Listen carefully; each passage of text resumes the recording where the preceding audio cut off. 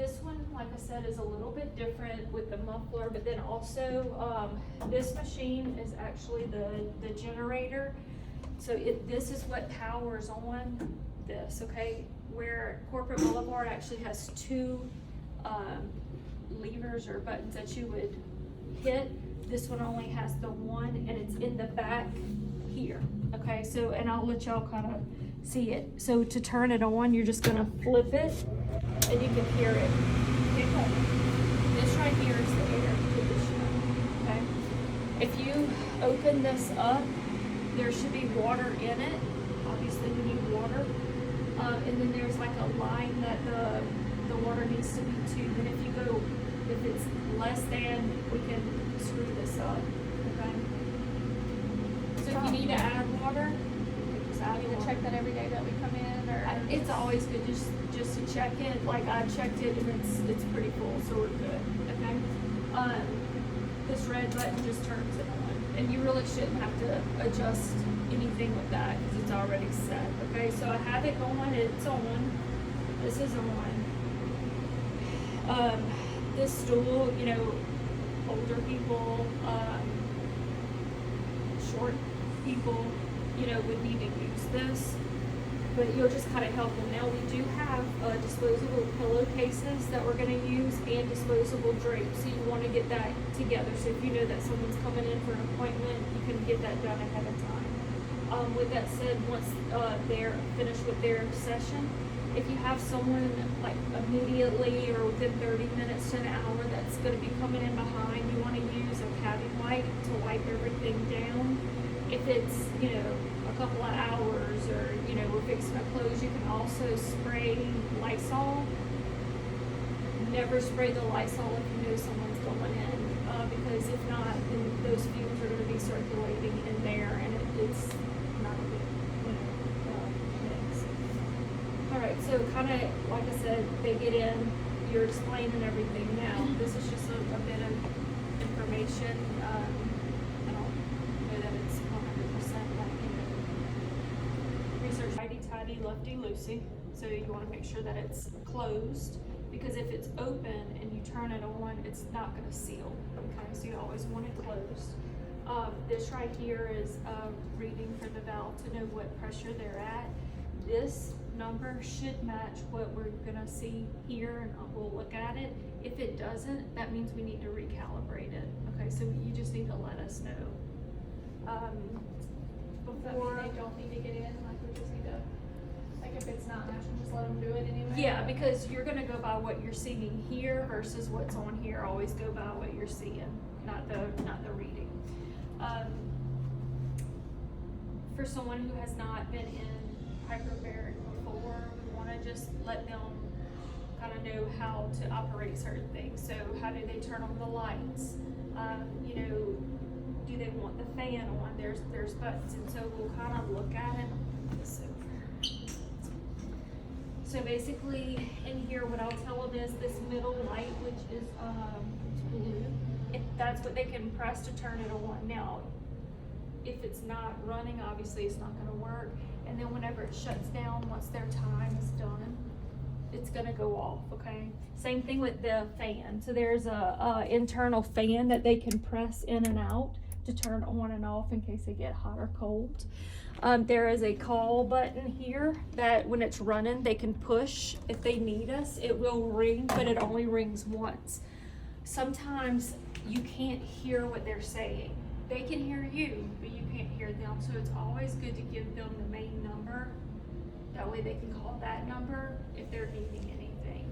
If it's their first time getting in, you know, I do recommend that you kind of stay and make sure that they're good, you know, for a while. Don't just put them in and then walk away, because they may get a little bit nervous. You want to make sure that they're doing okay with it. On the inside, there's this red button that they can push. Like, let's say they're getting anxious and they want to release some of that the pressure. If they push it, it'll come out, so they can have that airflow coming out. But they also have one of these on the inside that they can undo as well. Okay. There is a emergency shutoff for the hyperbaric, so let's say there is an emergency that's going on. There's a yellow tab in there that they would pull or push. But what it does is it immediately shuts the entire thing down and it depressurizes immediately. So think blowing the eardrums. Like, I mean, it's major. So we don't recommend using that at all. Plus, we would have to get someone to come out and fix it. So it's going to be out of order for a while. I mean, it's a major deal. So that's why we want to make sure that they're doing okay before we step away. For those that come in and utilize it a lot, you know, make sure, what I recommend is I typically will make sure it gets to a certain number before I even walk off, but always remember to come back in and check them, just to make sure that they're okay. Questions with that? We're also gonna order some face masks, and cannulas, and we'll get some more of these in. So if they end up purchasing, say, a package, or they do a hyperbaric membership, then they'll get their own that they can bring in and use, okay? At the end of here, on the inside, there is that plastic canister. What we're gonna do is set up where every Saturday, we're gonna take our shoes off, get in, unscrew it. If there's any liquid in it, it's basically a condenser for the AC. So we'll just drain it, kind of clean it, and then we'll screw it back on. Typically, it does not overflow, you know, if we're doing it weekly. You see it down there, it's just, it's nothing major. So, obviously there's contraindications with this. We want to review if they are diabetic or taking insulin. Know that doing a treatment can bring their blood sugar down. And so it's always good for them to have checked their blood sugar, but then also to have some type of snack just in case they need it when they're getting out, or you know, just to verify they're okay. I think it probably would be good for us to have something on hand for them as well. So let's go ahead and look at it a little while, and then you're going to slowly start closing it up, you know, make sure that they're good, and you're just going to kind of walk them through what you're going to do, you know, and it may take a little bit of time. So what we're going to do is we're going to close it. You heard that, where it kind of sealed a little bit. So they're in. We use the timer. Now you still can operate this without using the timer, but let's be honest. Typically we'll put them in and then we get busy and then we lose track of time. So this ensures that they're going for the total amount that they should be, okay? So what you would do is turn it to 60. Now, can someone do 90 minutes? Yes, but it's going to be 2 sessions. Can they do 2 hours? Yes. As long as your schedule allows, it's going to be 2 sessions. 1 session is 60 minutes, okay? So I have the timer. What we're going to do is turn this on like that. So it's just press. This one is your oxygen. Okay? And then whenever I turn this, you're going to hold it.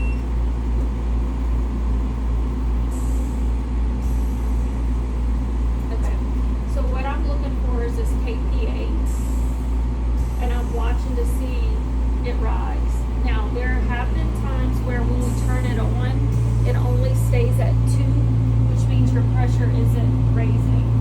You may have to shut it off and restart the whole thing. If it's gotten up to 3, that means that the pressure is going to continue to raise.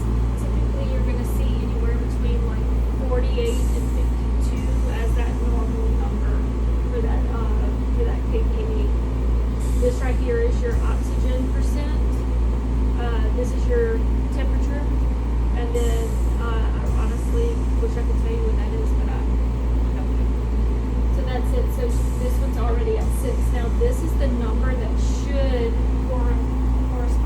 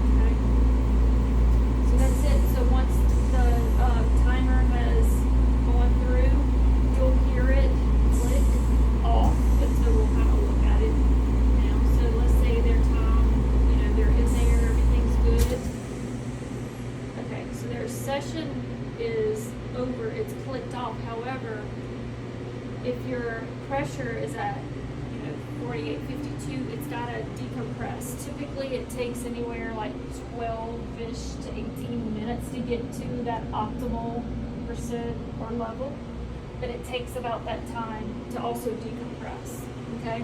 So, even though it's clicked off, they can't turn the light on, the air conditioner isn't working anymore, they can't call out, so a lot of them will get anxious. So it's always important that before we seal them in here, look, you're gonna hear it click off, everything's gonna shut off, you still have to decompress. We didn't forget you. We're gonna come, it just may be a little bit after, kind of give them that general, 12 to 18 minutes. They may